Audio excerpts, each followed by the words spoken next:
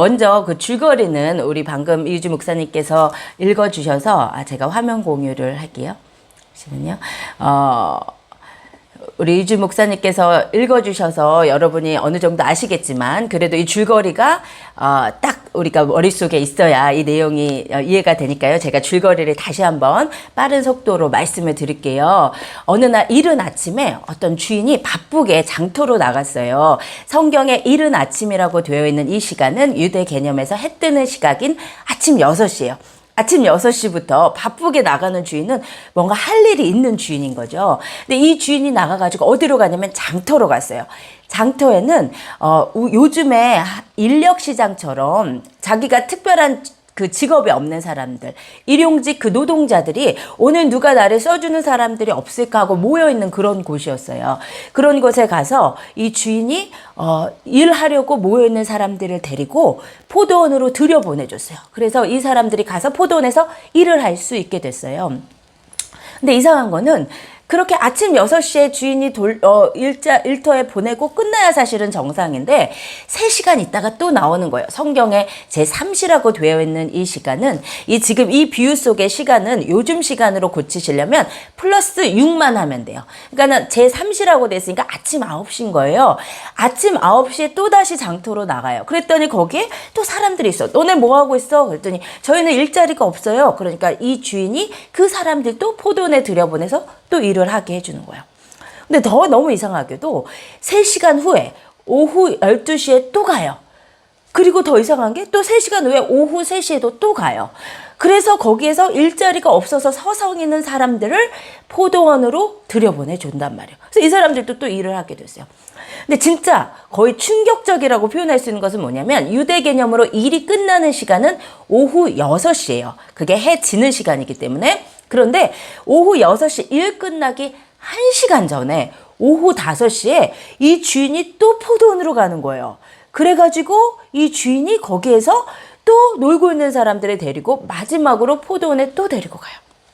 그리고 오후 6시에 드디어 품삯을 계산하는 시간이 됐는데 이 주인이 이상하게도 먼저 온 자를 먼저 주는 게 아니라 나중 온 자에게 한 데나리온을 주는 거야. 한 데나리온은 유대인들이 하루 품삯. 그러니까 이게 너무 신기한 거예요.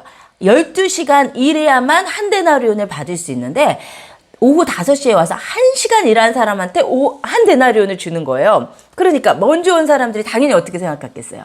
아침 9시에 온 사람, 아침 6시에 온 사람은 어떻게 생각했겠어요? 1시간 일했는데 한 데나리온을 주네? 그러면 우리는 훨씬 많이 받겠구나라고 기대를 했는데 놀랍게도 주인이 모든 사람에게 다 동일하게 한 데나리온을 주니까 먼저 온 사람들이 이제 화가 났어요. 열이 받아갔어. 그래서 이 먼저 온 사람들이 뭐라고 얘기하냐면 나중 온 사람들은 1시간만 일하였거늘 저희를 종일 수고와 더위에 견딘 우리와 같게 하였나이다 라고 화가 나가지고 항의를 했어요, 주인한테. 그랬더니 이 주인이 이 사람들한테 뭐라고 얘기하냐면 친구야, 내가 너한테 잘못한 게 하나도 없다. 내가 너한테 한 데나리온 준다고 약속하지 않았느냐? 그러면서 뭐라고 하냐면 나중 온 이 사람에게 너와 같이 주는 것이 내 뜻이니라 라고 주인이 얘기했다는 이야기입니다. 여러분, 무슨 스토리가 이제 딱 이제 오시죠, 그죠?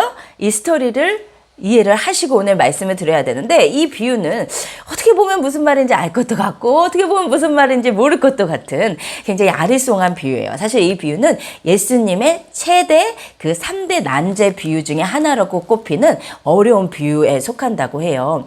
근데 이 비유를 이해하는 두 가지의 관점이 있어요. 이 이야기는 중요하지 않지만 여러분 그냥 한번 잠깐 들어놓으시면 좋을 것 같아서요. 이 비유는 거시적 관점에서 이해할 수도 있고 미시적 관점에서 이해할 수도 있는데요. 무슨 말이냐면 어떤 신학자들은 이 비유는 전 인류의 구속사를 요약하는 비유로 이해를 해요. 이것을 역사적 거시적 관점이라고 부르는데 중요하지 않으니까 이거 안 쓰셔도 되는데요. 이렇게 생각을 하는 거예요. 오전 6시에 왔던 사람들은 노아 시대까지의 성도들이다. 오전 9시에 온 사람은 아브라함 시대까지의 성도들이다. 12시에 온 사람들은 모세까지다. 3시 이후에 온 사람들은 모세로부터 신약 시대의 성도들인데 특별히 오후 5시 1시간 남겨놓고 온 사람들은 마지막 때를 살아가는 신약 성도들에 대한 이야기다라고 이야기를 해요. 이렇게 이 비유를 보는 것은 옳기도 하고 굉장히 의미가 있는 해석이기도 하지만 오늘 제가 여러분과 이 말씀을 나눌 때는 이 역사적 거시적인 관점은 차치를 하고 개인적 관점에서 미시적인 관점에서만 이 비유를 보려고 한다는 말씀을 먼저 드리고 시작을 하려고 합니다. 여러분 여기까지 따라오셨어요?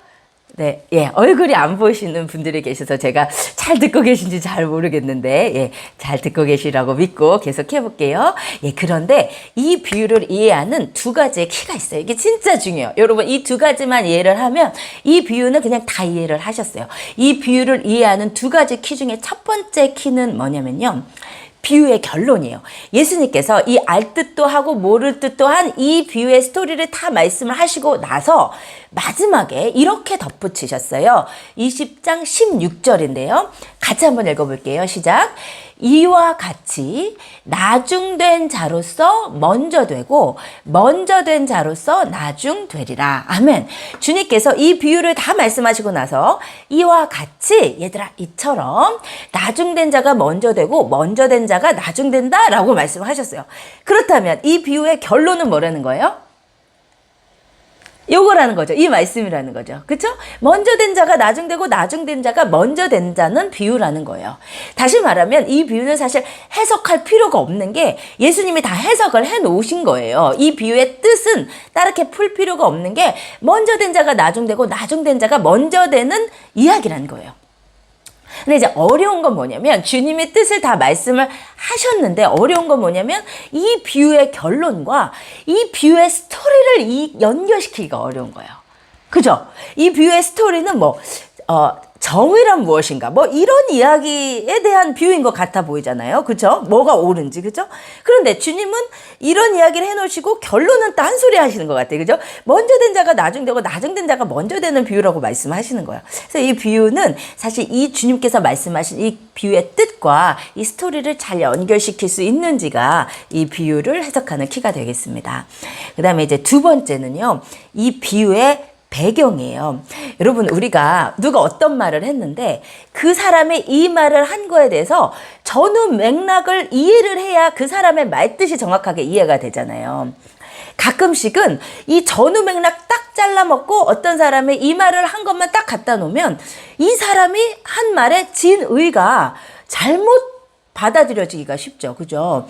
우리가 예를 들어서 어떤 이제 미디어에서 보통 이제 악의적인 편집을 할 때 앞뒤 맥락 딱 잘라놓고 편집을 해버리면 이 사람이 말한 의도랑 전혀 다르게 받아들여지기가 쉽잖아요.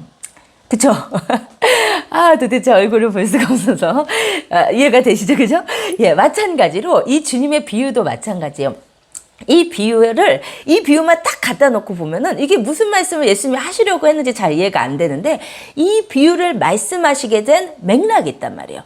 그 배경을 이해를 해야 예수님이 이 비유를 왜 말씀하셨는지를 이해를 할 수 있는 거예요. 그렇겠죠? 그래서 이 비유를 말씀하신 배경을 알아야 되는데 그 배경이 어디에 나오냐면 그 바로 전장 마태복음 19장에 이 비유의 배경이 나와요. 그 배경을 제가 잠깐 설명을 해드릴게요. 마태복음 19장 16절 어떤 일이 있었냐면요. 제가 이제 PPT에 다 이제 썼으니까 여러분이 PPT를 이제 보시면서 해주시면 좋겠어요. 어떤 일이 있었냐면요. 부자 청년이 예수님께 왔어요. 그래가지고 주님 무슨 일을 해야지 영생을 얻겠습니까? 이렇게 물어보는 거예요. 이것에 대해서 예수님께서 율법 알잖아? 그 법을 다 지켜. 예수님이 그러셨어요. 그랬더니 이 청년이 뭐라고 하시냐면 제가 그거 다 지켰어요. 어렸을 때부터 다 지켰어요. 그래요. 그랬더니 예수님께서 이 마태복음 19장에는 그 구절이 없는데 이 마태복음 19장의 병행 구절인 마가복음 10장에서 뭐라고 하시냐면 예수님께서 그를 보시고 사랑하셨다 그랬어요. 여러분 이게 되게 중요해요. 질문 드려볼게요. 예수님께서 이 청년이 결국 예수님을 따르지 못할 것을 알고 계셨을까요? 모르셨을까요? 알고 계셨겠죠. 그죠? 알고 계셨음에도 불구하고 이 청년을 사랑하시고 계세요. 여러분, 요거를 기억을 하셔야 돼요. 요거를 비유 끝까지 기억하셔야 돼요. 예수님을 아직 따르지 못하는 이 사람을 사랑하고 계세요. 그러면서 예수님이 뭐라고 하시냐면, 너가 온전하고 싶으면 너 소유 다 팔아서 가난한 자들에게 줘. 그러면 하늘 보화가 너에게 있을 거야. 그리고 나를 따라 그랬더니 그 청년이 재물이 많음으로 근심하면서 갔다고 했어요. 그런데요, 여러분, 이렇게 이 청년이 재물이 많아서 근심하면서 가는 이 모습을 옆에서 흐뭇한 표정으로 지켜보고 있던 사람이 있었어요. 은근한 상대적 우월감을 느끼면서 이 예수님을 못 따르고 돌아가는 이 부자 청년을 은근하게 흐뭇하게 바라보고 있던 사람이 있었어요. 그 사람이 누군지 아세요? 네, 베드로예요. 베드로가요. 보니까 어머, 나는 예수님을 위해서 내 배도 버렸는데, 나는 예수님을 위해서 나 직업도 버렸는데, 나 예수님을 위해서 처자식도 제대로 못 돌보고 지금 예수님 따르고 있는데, 어머, 근데 이 사람은 예수님 못 따르네, 예수님을 위해서 다 못 버리네. 그러니까 은근히 이 베드로가 상대적 우월감을 느낀 거예요. 그래서 당당하게 예수님께 이렇게 질문해요. 우리 한 성도님 좀 읽어주실까요? 제가 알 수가 없네요. 성함을 제가 그냥 읽겠습니다. 뭐라고 하냐면요. 이에 베드로가 대답하여 가로되, 보소서, 우리가 모든 것을 버리고 주를 쫓아 싸우니 그런즉 우리가 무엇을 얻으리까? 여러분, 이렇게 질문한 이 베드로의 심리를 이해하셔야 돼요. 저 사람은 못 따른데 나 따르고 있어. 난 다 버렸어. 주님, 보소서, 나는 다 버렸습니다. 그러면 주님, 나한테 뭐 주시겠어요? 이렇게 질문하고 있는 거예요. 굉장히 당당하게 질문하는 거예요.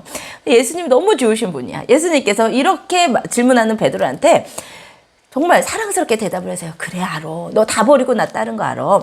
내가 진실로 너희에게 이르노니 세상이 새롭게 되어 인자가 자기 영광의 보좌에 앉을 때 나를 쫓는 너희도 12보좌에 앉아서 12진파를 심판할 거야. 내 이름을 위해서 집이나 형제나 자매나 부모나 자식이나 전토를 벌인 자마다 여러 배를 받고 또 영생을 상속할 거라고 예수님께서 복이 있다고 말씀하셨어요. 상이 있다고 말씀하셨어요. 근데 그 다음에 중요해. 주님이 그렇게 말씀하시고 그러나 이러시는 거예요. 베드로야, 너 상급이 있어. 근데 뭔가 내가 너한테 알려주고 싶은 게 있다, 이 말씀이죠. 그게 그러나죠. 그러나 베드로야, 그러나 먼저 된 자로서 나중되고 나중된 자로서 먼저 될 자가 사실 많다, 이렇게 가르쳐 주신 거예요. 그렇게 말씀하시고 나서 이 마태복음 20장의 비유를 말씀하신 거예요.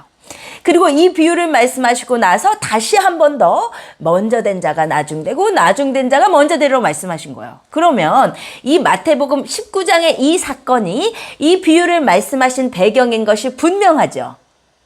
그죠?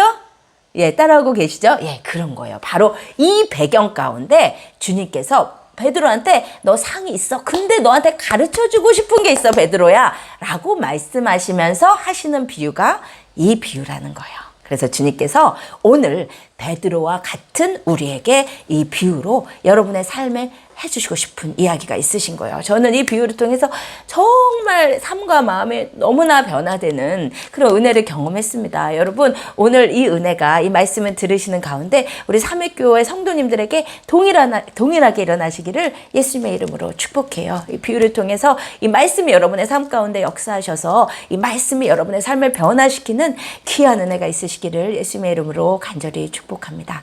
네, 여러분, 그러면 이 비유 가운데 이제 다시 이 비유로 돌아와서요. 이 비유 가운데 정말 제일 중요한 메시지는 이거예요. 하나님이 어떤 분이신가? 이 비유를 통해서 예수님이 너희가 섬기는 하나님이 어떤 분이신가를 알려주시고 싶으셨어요. 여러분, 예수님께서 이 땅에 오셔서 하신 비유의 대부분은 정말 천국이 어떤 곳인지, 그리고 하나님이 어떤 분이신지를 가르쳐 주시는 비유가 대부분이에요. 여러분, 우리 하나님을 여러분이 평생 섬기고 사시는데, 제가 저번에 말씀할 때 나눴던 그 성도님들이 지금 그대로 여기 계세요. 그러니까 아마 지금 천국에 가실 때까지 우리 주님 섬기실 거예요. 근데 주님 섬기실 때인데, 우리가 섬기실 때 하나님이 어떤 분이신지를 정말 제대로 알고 섬기는 게 너무 중요합니다.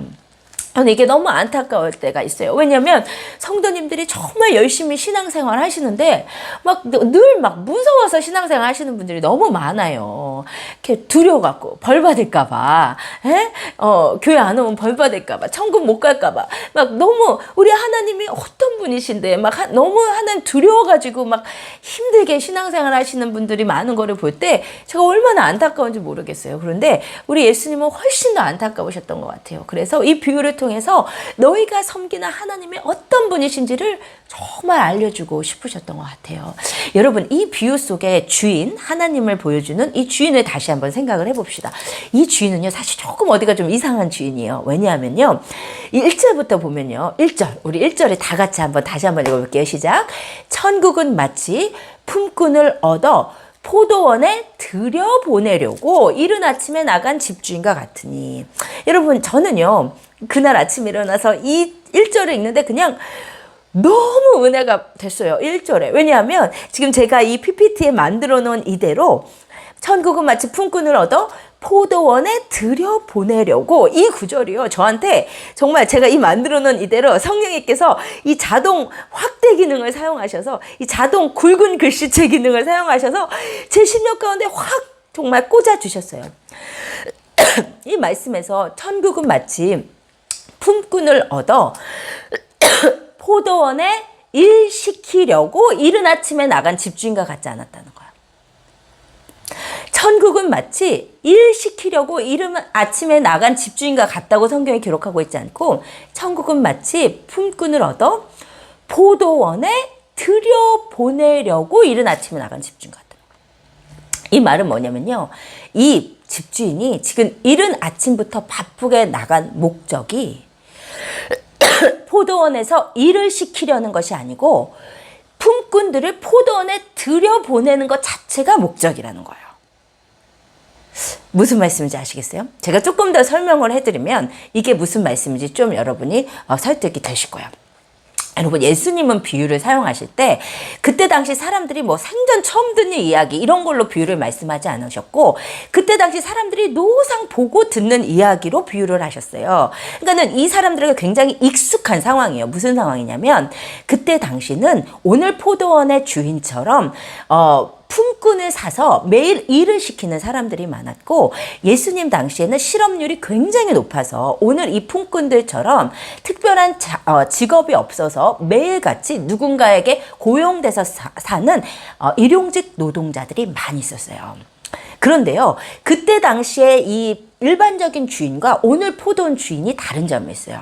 뭐냐면, 그때 당시 주인들은요, 그 일용직 노동자들을 살 때 본인이 직접 나가서 사는 경우가 없었다고 해요. 일반적으로 본인이 직접 나가지 않고 청지기를 보내서 그 품꾼들을 사오는 것이 너무나 일반적인 경우였다고 합니다.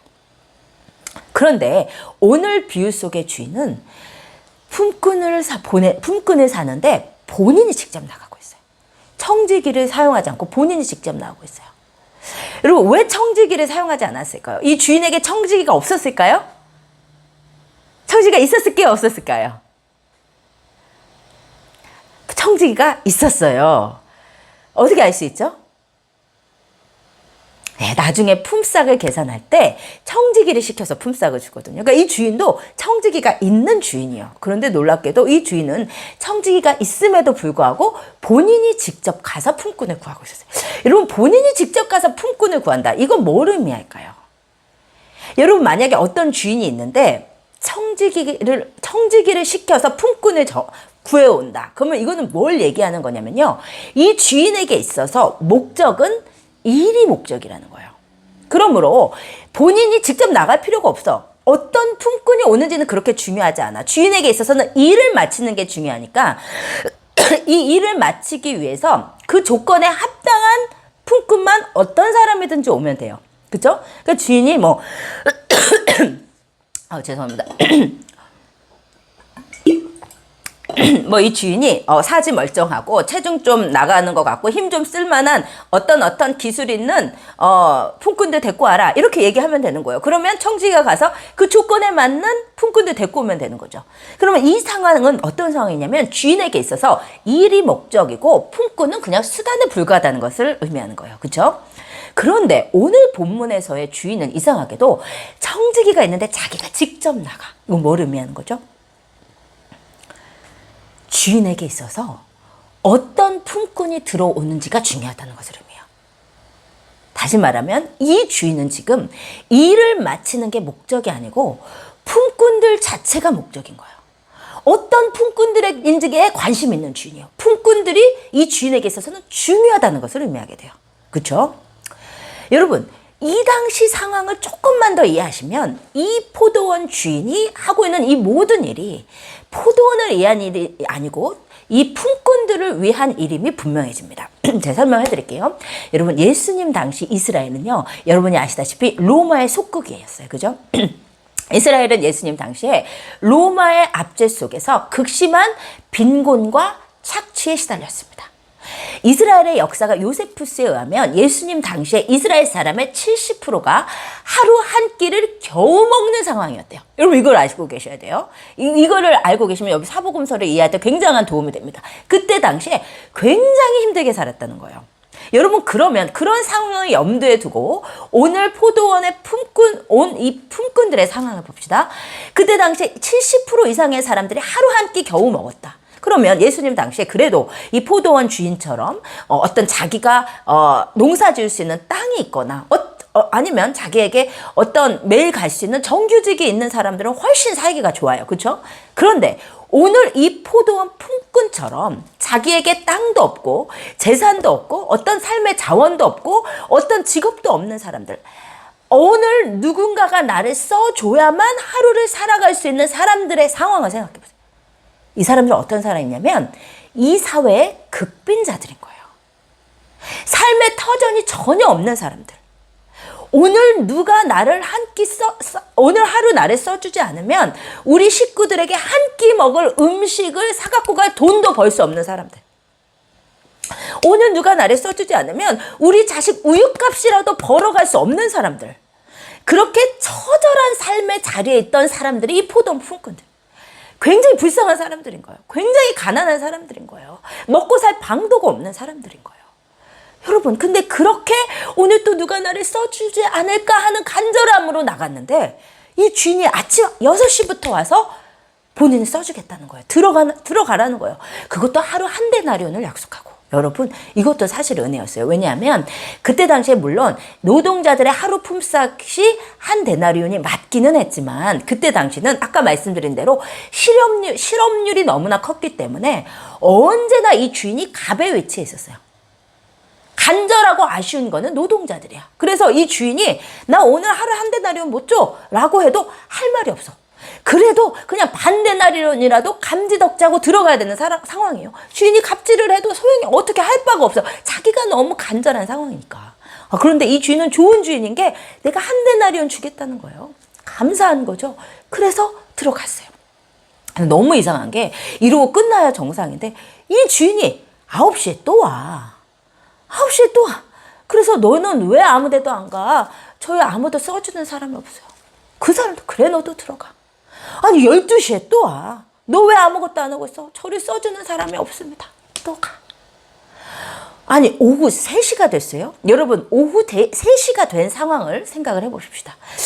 오후 3시면요. 여러분 아까 말씀드린 대로 오후 6시면 일이 다 끝나요. 그런데 오후 3시가 되도록 그 자리에서 서성이고 있는 사람들의 상황을 우리가 알아봐야 돼요. 여러분 어떤 상황이겠어요? 이제 3시간밖에 안 남았네. 오늘 또 종친 것 같다. 근데 이대로 그냥 집에 가자니 굶어 죽어가는 우리 처자식이 있는 거야. 나 이대로 집에 갈 수가 없는데 우리 방금 태어난 우리 자식 우유값이라도 벌어야 되는데 우리 아내 병원비라도 좀 벌어야 되는데 우리 자식들 먹여 살릴 거라도 뭐라도 조금이라도 들고 가야 되는데 혹시 나를 써주는 사람이 없을까? 오후 3시가 됐는데도 하루가 그냥 종친 게 뻔한데도 그 자리를 뜨지 못하고 있는 사람들의 간절하고 처절한 삶의 상황을 여러분이 생각을 해보셔야 돼요. 또 다른 입장에서 생각을 해보면요. 오후 3시까지 아무도 써주는 사람이 없는 이 사람들은 어떤 사람들일까요? 여러분 지금도 이제 한국의 인력시장이 있잖아요. 그런데 아침 일찍부터 일자리를 찾아서 승합차 딱 타고 빠이 하면서 가는 사람들은 어떤 사람들이냐면 그래도 다른 사람이 없는 좀 기술이 있는 사람들. 기술이 있는 사람들은 좀 아침 일찍 불려가요. 그죠? 아니면 좀 체구가 건장하고 좀 힘께나 쓸 것 같은 사람들. 이런 사람들은 아침 일찍 그래도 직업을 찾아가고 가요. 그런데 오후가 되도록 아무 불러주는 사람이 없어서 인력시장에 있는 사람들은 어떤 사람들이냐면 딱 보기에도 그냥 체구도 작고 그냥 비실비실해 보이는 사람. 어디다 써먹을 게 없을 것 같은 사람들을 그 사람들이 오후까지 직업 못 구하고 있는 거잖아요. 어쩌면 오후 3시까지 서성이고 있던 사람들은 그런 사람이었을 거예요. 어딜 봐도 변변치 않아 보이는 사람. 어쩌면 다리 하나 절고 있는 사람이었을지도 몰라요. 어쩌면 파란 촉 없는 사람이었을지도 몰라요. 그렇게 변변치 않아서 누가 봐도 이 뭐 쓸모없는 사람들, 그런 사람들이지만 자기 삶은 너무 다급해. 그래서 그 자리를 뜰 수 없었던 사람들이 아마 오후 3시까지 있었을 거예요. 그런데 이 주인은 그 사람들도 들어가라는 거예요. 정말 놀랍게도 오후 5시가 됐어. 1시간 남아서 다 끝난 상황이에요.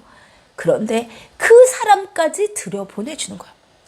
아니 여러분, 이 주인이 왜 이렇게 바쁘게 하루 5번이나 왔다 갔다 하면서 지금 품꾼들을 실어 나르고 있을까요? 포도원에 일이 엄청 많았기 때문일까요? 포도원에 일이 너무 많아. 막 수확이 너무 대풍이야. 그래가지고 6시에 사람들 데리고 가는데 어머 지금 너무 아직 일이 많아. 9시에 또 데리고 갔을까? 12시에 또 3시에 또 그래도 일이 남았네. 그래가지고 또 5시에 와서 데리고 갔을까요? 여러분, 그게 아니라는 사실이 이 주인이 품삯을 계산하는 장면에서 분명해집니다. 오후 5시에 온 사람 몇 시간 일했다고요? 몇 시간? 1시간 일했어요. 1시간 일한 그 사람에게 1시간 일한 분량만 줘도 감사한데, 놀랍게도 1시간 일한 사람에게 12시간 일한 돈, 이 사람이 집에 가서 한 식구가 배불리 먹을 수 있는 한 데나리온을 주고 있다는 사실은, 이 주인이 지금 포도원에 일 시키려고 이 사람들을 그렇게 열심히 데려다 날른 게 아니라는 사실을 분명히 보여주죠. 그죠?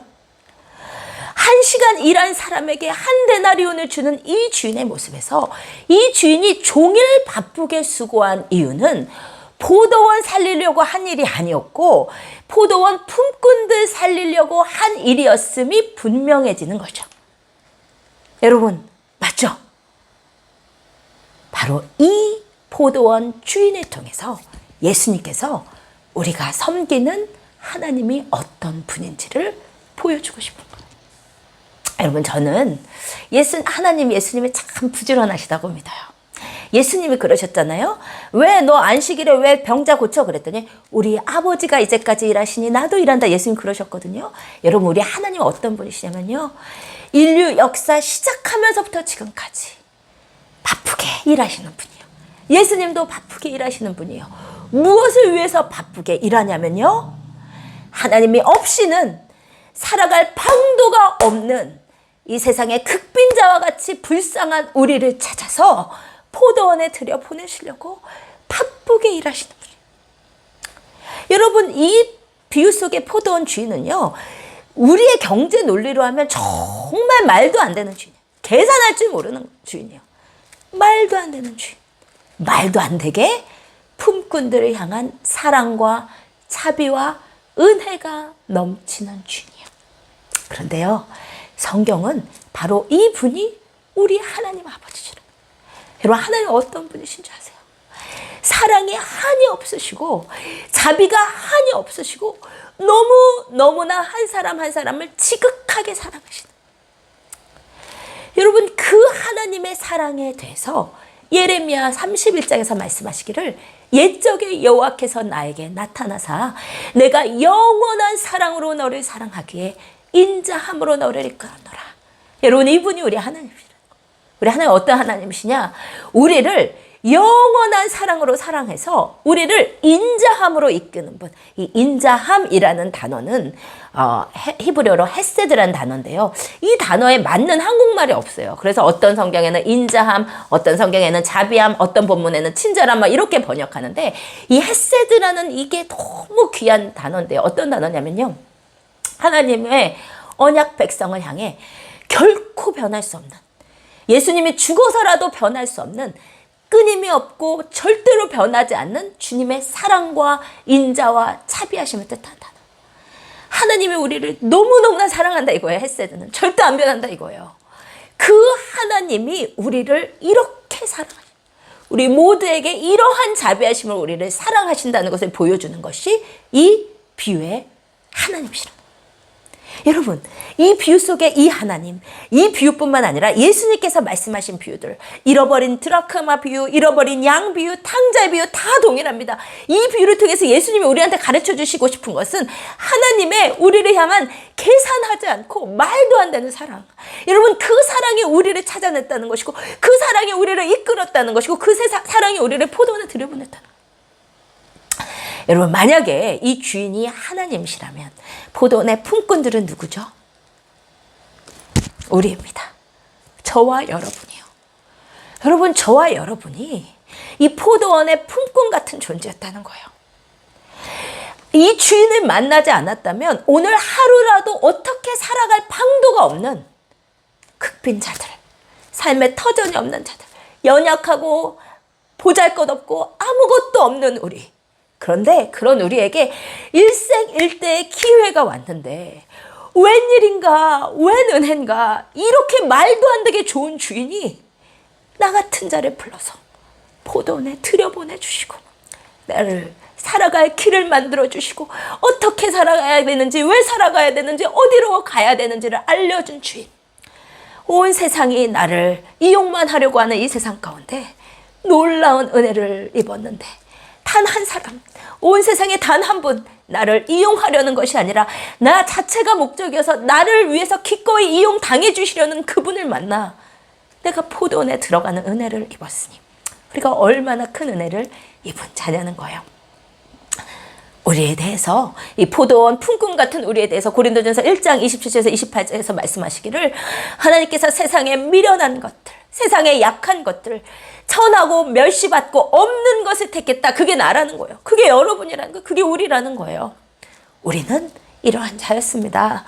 주님 아니었으면 하루도 살 수 없었던 미련한 자들, 약한 자들, 천하고 멸시받는 없는 우리를 주님이 불러주셨어요. 저는 이 중학교 1학년 때 제가 성령 세례를 경험하고 이 주님의 사랑이 정말 제 안에 부어져 버렸어요. 그래서 저는 정말 이 주님의 사랑 때문에 정말 울고 다녔던 것 같아요. 그때 제가 많이 울면서 정말 불렀던 찬양이 뭐냐면요, 사랑 이야기라는 그 남자 그룹의 무엇으로라는 찬양이에요. 저는 이 찬양을 특히 이제 먼저 천국에 간 저희 언니랑 화음을 넣어서 부르면서 정말 많이 울었던 것 같아요. 여러분 혹시 이 찬양을 좀 같이 불렀으면 좋겠는데 아시는 분이 계시면 같이 불렀으면 좋겠습니다. 이 가사 한 구절 한 구절 때문에 제가 정말 많이 울었어요.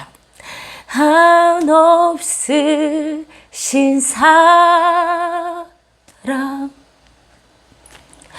무엇으로 가나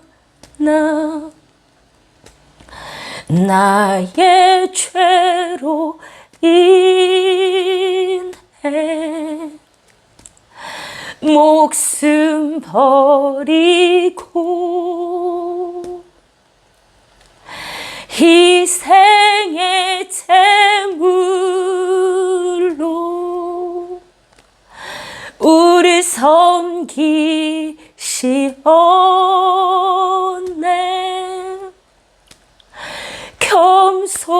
겸손하신 사랑 구주 예수 그리스도 내 마음 속에 그 넓으신 품에 날 안아주시 난 감출 수 없네 내 안에 눈물 나의 두 눈을 들어 하늘을 바라보니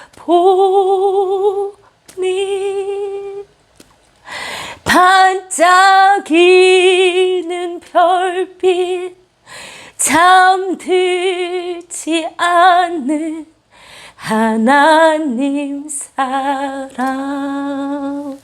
아멘. 이 찬양을 부르면서 정말 저는 이 하나님의 사랑이 이해되지 않아요. 지금도 너무 이해되지 않아요. 이 하나님이 어떤 분이시길래 내가 이 하나님을 만났고 이 하나님이 나를 만나주셨고 이 하나님이 예수님을 보내주셨는지 지금도 그 감격에 눈물 흘리지 않을 수 없습니다. 금으로도 은으로도 갚을 수는 없네. 날 위해 행하신 위대한 희생, 나의 사랑하심을 무엇으로 갚나? 무엇으로 갚나? 나의 사랑하심을 무엇으로 갚아야 되는지 지금도 모르겠어요. 그래서 오늘 우리가 할 수 있는 것은 주님, 나의 노래와 눈물, 나의 마음 받아주세요. 이렇게 눈물 흘리면서 기도할 수밖에 없는 것 같습니다.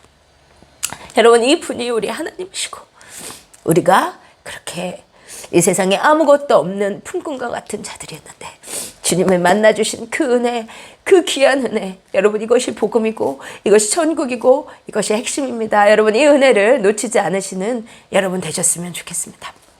여러분, 잊지 마서 나중 온 자들이 누릴 그 감격을 한번 좀 생각을 해보셨으면 좋겠어요. 여러분, 나중 온 자들은 아까 말씀드린 대로 정말 가장 이 세상에 아마 오늘 이 주인을 만나서 그렇지 매일같이 일자리가 없었을 거예요. 가족들은 쫄쫄 굶고 있었을 거예요. 정말 이 가족들, 변변치 않은 이 가장 때문에 매일같이 굶고 있는 그 가족들 생각하면 이 사람들은 집에 갈 수조차 없지만 그렇다고 자기를 써주는 사람이 없는 이 처절한 가운데, 아니 오늘 놀랍게도 오후 5시에도 사람을 불러주는 주인을 만났어. 근데 이 주인이 뭐 돈 얼마 안 주겠지만 그래도 그냥 빈손 들고 가족들한테 가는 것보단 나으니까 감사하는 마음으로 열심히 일했는데, 아니 놀랍게도 이 주인이 1시간이란 자기한테 한 데나리온을 주는 거예요. 여러분, 이 나중 온 자들이 느꼈을 감격을 생각해 봅시다. 이 나중 온 자들은요, 이 품꾼들 중에 가장 절절하게 안 게 있어요. 그게 뭐냐면 주인의 마음이에요. 주인이 어떤 분인지. 이 주인은 진짜 나 일 시키려고 나 오라고 한 주인이 진짜 아니었구나. 확실하게 깨달은 거예요. 정말 느낀 거예요. 이 주인이 나한테 오라고 온 이유는 나 한 데나리온 주려고 한 거구나. 이 주인이 어떤 분인지를 가장 정확하게 깊이 깨달은 사람은 나중 온 사람들. 이 주인이 얼마나 좋은 분인지를 깊이 깨달은 사람들, 나중 온 사람들. 그러니 이 나중 온 사람들이 느꼈을 감격과 은혜가 얼마나 컸겠어요. 왜요? 난 합당하지 않은데, 나 한 데나리온에 합당하지 않은 사람인데 나한테 한 데나리온을 주는 거잖아요. 그 은혜 때문에 펑펑 울고 갔을 거예요. 가족들한테 나 오늘 누구 만난 줄 알아? 나 1시간 일했는데 우리 가족 다 먹으라고 한 데나리온 준 그 주인 만났어 라고 전할 수밖에 없었을 그 나중 온 사람들.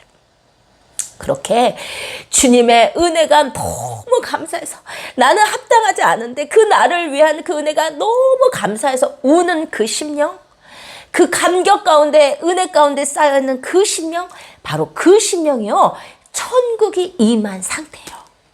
그래서 주님이 그러신 거예요. 나중 온 자가 먼저 된다. 왜냐면 천국이 임한 그 상태가 영적으로 먼저 된 상태니까요.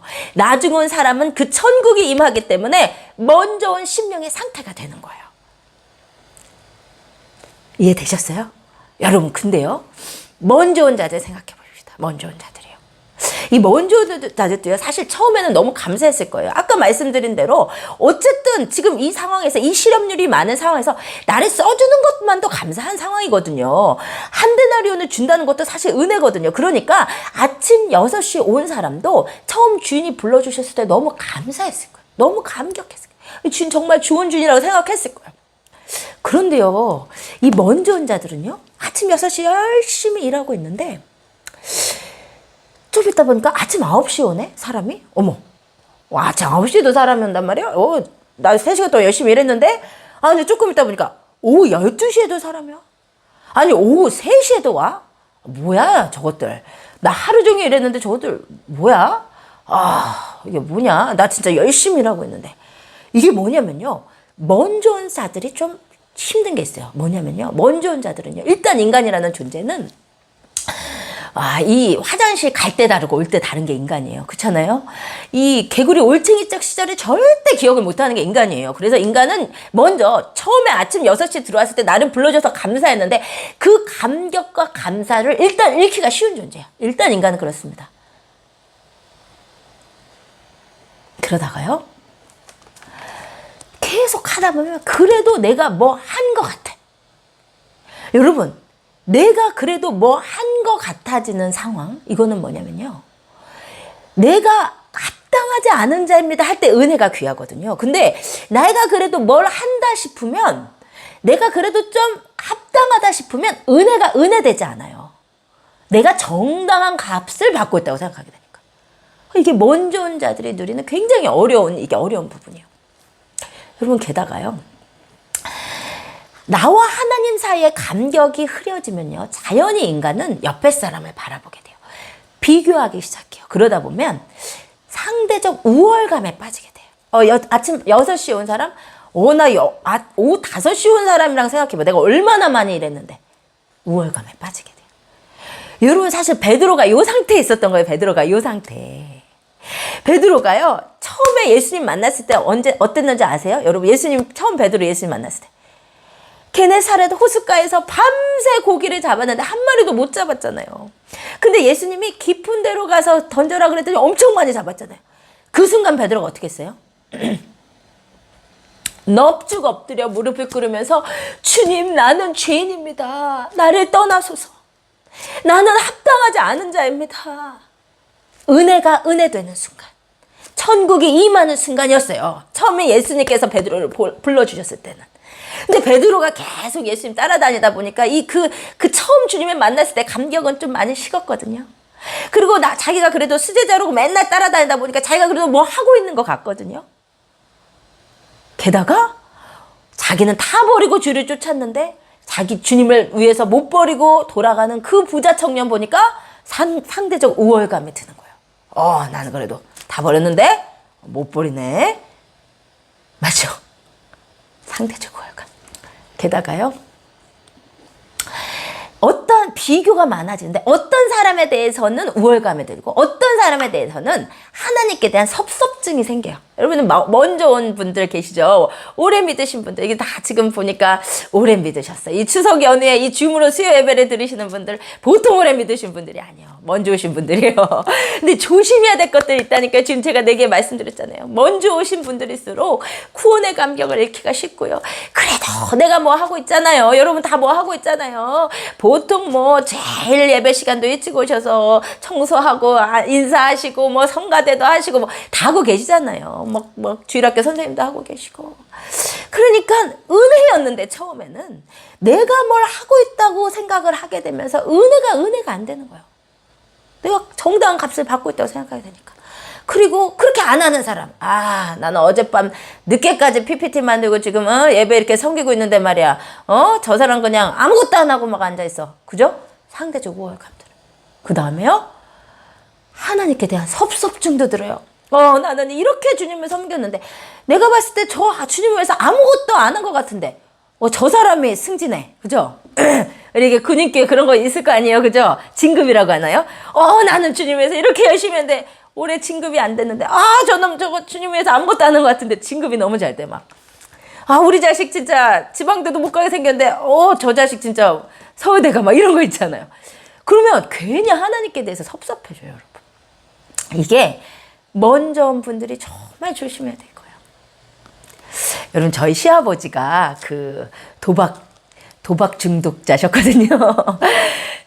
저희 남편의 말에 의하면 그 시절에 한국에서 아주 부자였대요. 어느 정도 부자였냐면 그 시대에 70년도에 서울에서 집 정원에 공작새를 키웠대요. 엄청나게 부잣집이었던 거예요. 그런데 아버지가 도박 중독이셨어요. 그래가지고 우리 남편이 학교 갔다 와보면 집이 이사를 가 있대요. 더 조그만 데로.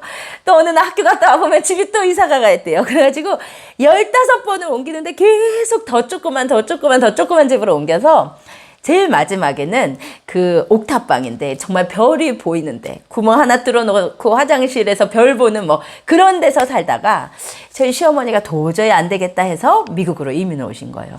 그래서 저희 시어머니가 호텔 청소부부터 시작을 하셨거든요. 근데 놀라운 사실은 저희 시아버지가 이제 미국으로 따라오셨는데 영어는 한자도 못하는데 도박하는 데는 귀신같이 알아내시더래요. 그래가지고 이민 온 지 얼마 안 돼서 또 바로 도박으로 빠지신 거예요. 그런데 그렇게 살아가시던 저희 아버님이, 저희 시어머님이 그래서 이제 진짜 도저히 안 되겠다 싶어서 이 시아버지를 보내버리시려고 편도 티켓을 끊어놓고 있는데 어느 날 평생 교회를 안 다니시는 분들인데 어떤 분이 한국에서 정말 대단한 강사님이 오셨으니까 한 번만 집회에 와보라고 하더래요. 근데 저희 시어머니 말씀이 본인이 왜 그 집회에 갈 생각이 드셨는지 모르겠대. 근데 그 시아버지 이제 며칠 있으면 이제 보내는 판국인데 시아버지를 데리고 그 집회에 처음으로 간 거예요. 예수님도 모르시는 분들이. 그런데 그 집회 이제 늦게 갔더니 큰 예배당에 많은 사람들이 모여있더래요. 근데 저희 시부모님은 늦게 갔으니까 제 뒤에서 이제 앉을 자리도 없어서 서성이고 있는데 놀랍게도 저희 시아버지가 예배당에 들어서자마자 흰 옷을 입고 있던 그 강대상에 계시던 목사님이 마귀야 떠나가라 그러시더래요. 저희 시아버지가 들어가자마자. 근데 정말 놀라운 거는 그 자리에 있던 사람 다 멀쩡한데 마귀야 떠나라 그 말을 듣자마자 저희 시아버지가 제일 끝에 서 계시던 저희 시아버지가 이렇게 뒤둥 나자빠 주셨대요. 그래가지고 떨어지셔 누우신 거예요. 그리고 저희 시아버지 말에 의하면 본인이 나가 떨어지면서 본인 안에서 시커먼 게 2개가 하나는 오른쪽으로 나가고 하나는 왼쪽으로 나가더라는 거예요. 그리고는 저희 시아버지가 정신없이 막 누워서 한 15분 30분 이러고 있는데 저희 시어머니가 나중에 보니까 혼자서 막 방언을 하면서 누워 계시더래요. 그리고는 저희 시아버지가 깼는데 그때부터 저희 시아버지가 완전히 새 사람이 되셔가지고 일주일 이상 집에 붙어 있어 보신 적이 없으신 분이 집에서 빨래하고 설거지하고 그런 분으로 완전 바뀌셨는데 은혜는 뭐냐면 그러고 나서 하나님께서 우리 시아버지에게 3일 연속으로 놀라운 꿈을 보여주시더래요. 어느 날은 깨끗하게 씻겨주시는 꿈, 또 어느 날은 온 세상에 흰 눈이 와서 본인이 흰 눈보다도 더 희어지는 꿈, 또 마지막 날은 흰 옷을 입혀주시는 꿈. 그렇게 3번 꿈을 보여주시면서 우리 하나님께서 우리 시아버지를 완전히 새 사람을 만들어주신 거예요. 근데 놀라운 건 뭐냐면요, 우리 시아버지가 그때부터 3개월을 울고 다니셨대요.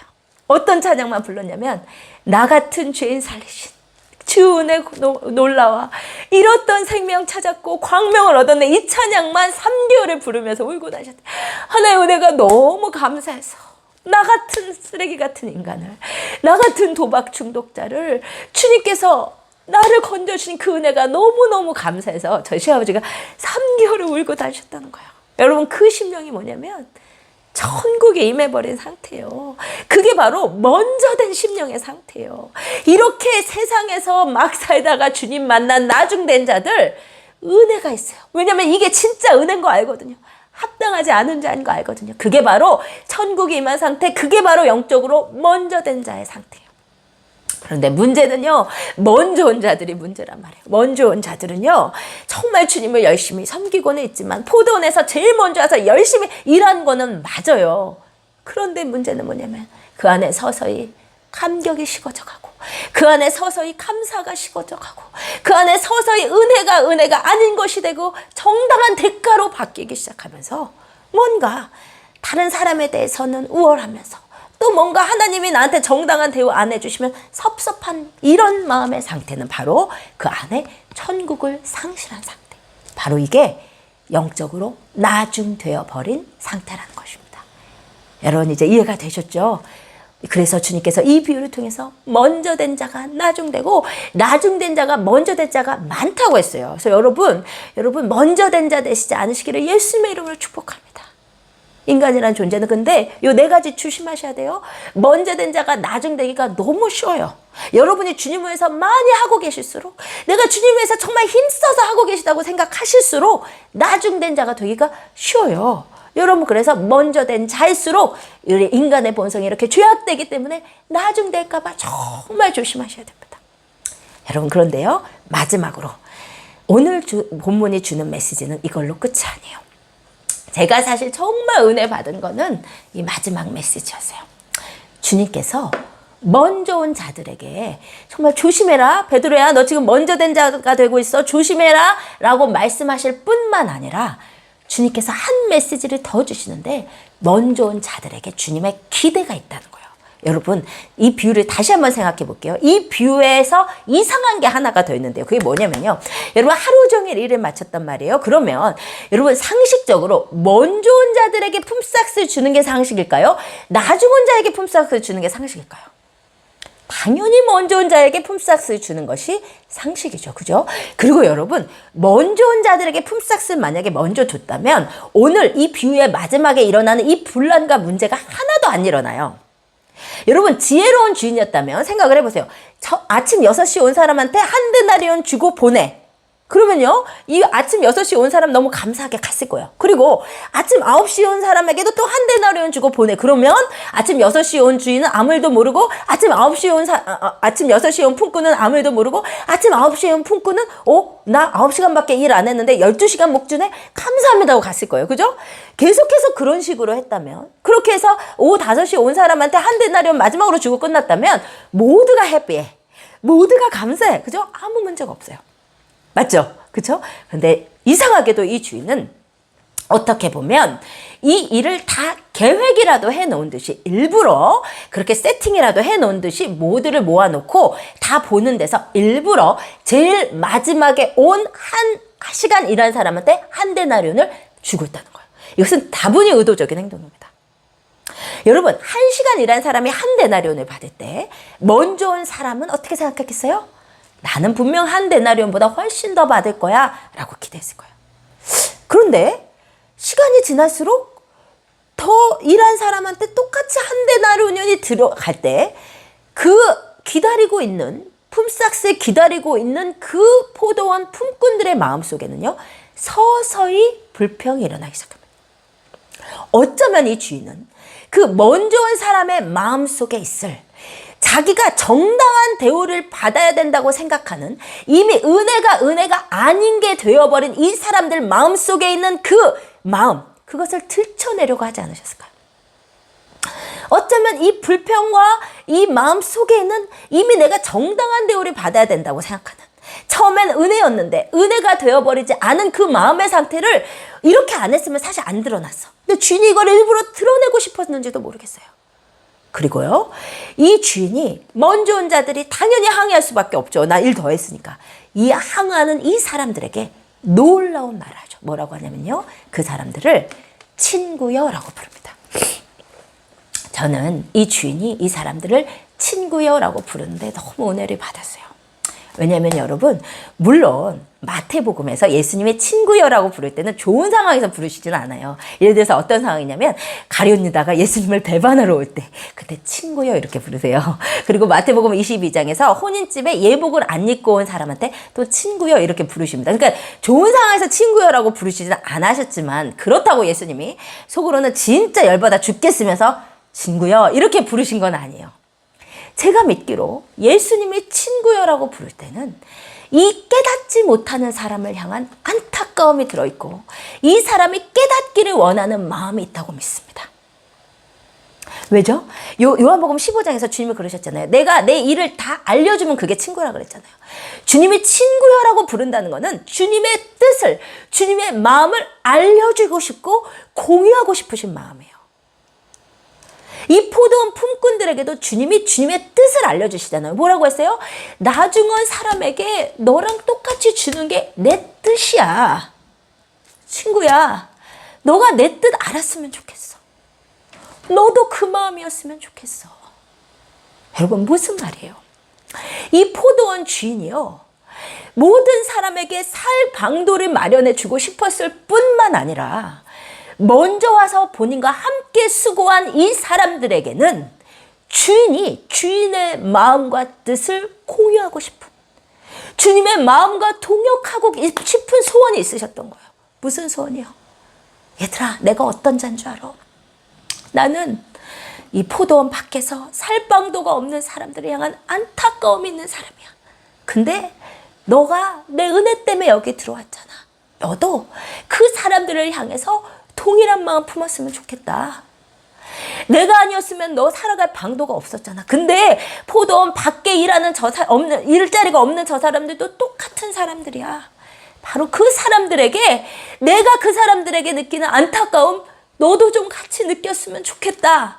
그 마음을 공유하기를 원하는 주님의 마음이 바로 친구여, 이게 내 뜻이다 라고 알려주시는 주인의 마음이었던 거예요. 저는 여기에서 정말 무너져서 많이 회개를 했습니다. 여러분, 왜냐면요, 먼저 온 자들이요, 정말 조심해야 될 게 구원의 감격을 잃는 것인데, 그것뿐만이 아니에요. 여러분, 저는 굉장히 욕심이 많은 사람이거든요. 다른 욕심, 사실 세상 욕심은 별로 없는데 영적인 욕심이 엄청 많은 사람이에요. 그래서 저는요, 항상 이 말씀을 염두에 뒀어요. 나는 구원의 감격 잃어버리면 안 돼. 저는 구원의 감격 잃어버리면 은혜가 끝인 걸 아는 사람이니까, 정말 제가 40년 예수님 믿었어도 그 십자가의 은혜가 내 안에서 떨어질까 봐 두려워하는 사람이고, 제가 그 십자가 은혜, 그 눈물을 잃어버릴까 봐 늘 몸부림치는 사람이에요. 거기까지는 좋았어요. 그래서 내가 나중원자가 될까봐 정말 몸부림치는 사람이에요. 근데 거기까지는 좋았어요. 근데 그게 끝이 아니라는 거예요, 이 비유는.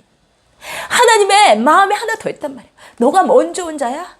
너 열심히 주님 위해서 봉사한 자야? 너가 설교를 들어도 더 많이 들은 자야? 너가 기도도 많이 하는 자야? 그러면 내가 너를 향한 기대가 있어. 내 마음을 좀 알았으면 좋겠어. 내 마음이 뭔지 알아? 내 마음이 포도원에 들어와 있는 너희도 귀하지만 포도원 밖에 오늘도 살방도가 없어서 서성이는 그 사람들을 향한 안타까운 마음, 너도 똑같이 품었으면 좋겠다. 여러분, 주님의 마음이 뭔지 아세요? 요한복음 10장 16절에서 예수님이 그러셨어요. 또 이 우리에 들지 아니한 다른 양들이 나한테 있어 내가 인도하여야 할 터이니 그들도 내 음성을 듣고 한 무리가 되어 한 목자에게 있으리라. 이게 예수의 마음이라니까요. 여러분, 탕자의 비유 똑같은 비유예요. 첫째 아들에게 아버지의 기대가 있었어요. 내 마음 있잖아. 나 너 너무 사랑스러워. 근데 이 집을 떠난 이 우리 둘째 아들 있잖아. 그 아들 때문에 나 잠도 못 자겠고 너무 마음 아파. 근데 너도 나랑 동역하고 있으면 내 마음 알아줬으면 좋겠어. 내 마음이 그 아들한테 있는 거 너도 알았으면 좋겠다. 그 아들을 향한 마음 같이 공유했으면 좋겠어. 여러분, 이게요, 먼저 온 자들을 향한 주님의 기대란 말이에요. 여러분, 그런데 우리는 어떻습니까? 여러분, 정말 먼저 온 자들의 병이 있어요. 자기도 포도원 밖에서 서성이던, 자기도 이 세상에 갈 바를 알기 못하던 방황하던 자들이었는데요, 이상하게 교회 와서 1년, 2년, 3년 지나고, 이상하게 10년, 20년, 30년 지나고, 이상하게 여기서 집사, 장로, 권사 뭐 되고 나면요, 목사 이렇게 되고 나면요, 이상하게 자기는 포도원 밖에서 서성일 때 그때 하나도 기억 안 나. 그 사람들을 향한 안타까움 1도 없어져요. 그리고 자기들끼리 종교적 상학답을 쌓아. 자기들끼리 종교적 기준 딱 정해놓고, 주일날 나와야지, 수예배 나와야지, 새벽기도 나와야지, 하루에 성경 몇 장 읽어야지, 그렇게 자기의 종교적 기준 높이 쌓아놓고 그렇게 안 하는 사람들, 자기 그 종교적 기준에 맞는 사람들이 세상에 몇 프로나 되는데요, 여러분. 자기들끼리 종교적 기준 쌓아놓고 그 기준에 합당하지 않은 사람, 이 우리 밖의 사람들 정죄하기에 바쁜 게 오늘날의 기독교 아닙니까? 여러분, 제가 최근에 우연히 한국의 이 안티 기독교 그가 정말 얼마나 극심한지를 제가 경험하게 된 사건이 있었어요. 제가 그 글들을 보면서 마음이 아팠는데요. 그 사람들 하나도 정죄하는 마음 저 안 들었어요. 저는 솔직히요, 여러분, 마지막 때 이 교회가 핍박당하게 되어 있지만, 교회가요, 예수님 이름 때문에 핍박당하면 기쁜 거예요. 근데요, 오늘날 기독교가 이렇게 욕을 먹는 게 예수님 이름 때문 아닙니다. 사람들이 예수님 이름에 억하심정이 있어서 교회를 싫어하는 게 아니에요. 자기들끼리 종교적 상아탑 세워놓고 이 교회 밖에 서성이는, 이 교회 밖에 갈 길 몰라 방황하는 이 사람들을 향한 안타까운 사랑은 1도 없는 이 오늘날의 이 종교적인 기독교, 여러분, 저는 비난받아 마땅하다고 생각해요. 얼마나 많은지 모르겠어요. 솔직히 말해서 얼마나 많이 만날 수 있는지 모르겠어요. 그런 사람들.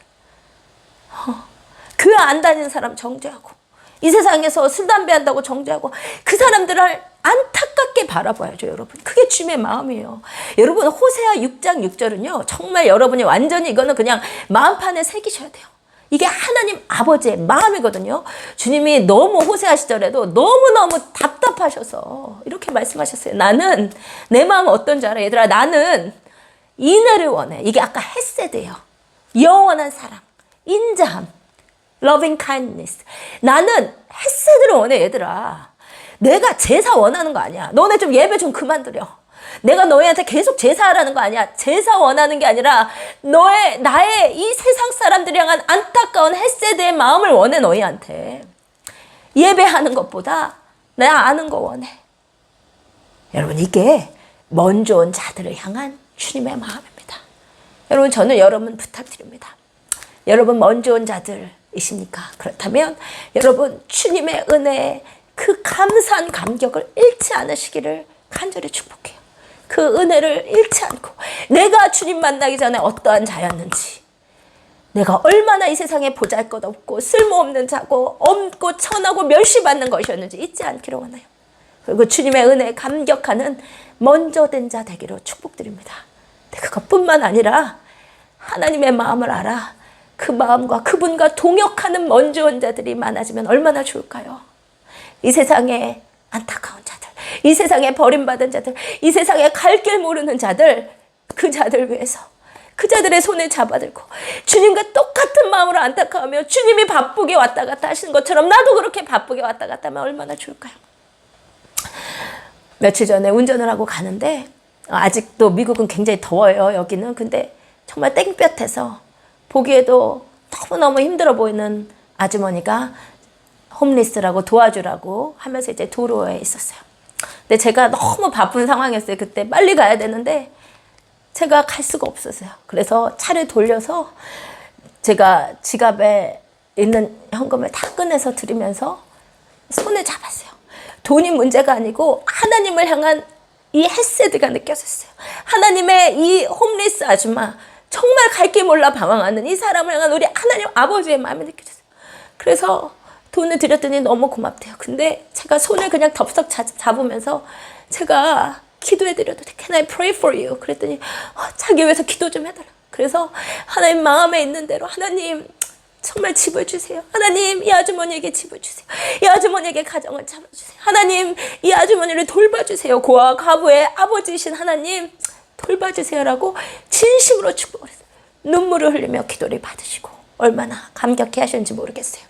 여러분, 그리스도인들은 그런 자입니다. 이 세상에 방황하는 안타까운 자들을 왜 정죄의 눈으로 바라보고, 교회에 후줄근하게 입고 온 사람들을 그냥 째려보면서 바라보고, 여러분 그러면 안 돼요. 이 세상에 안타까운 자들 향한 아버지의 마음, 그 하나님의 마음과 통역하시는 정말 은혜를 아는 자, 그런 분들이 여러분 되시기를 예수님의 이름으로 축복드립니다.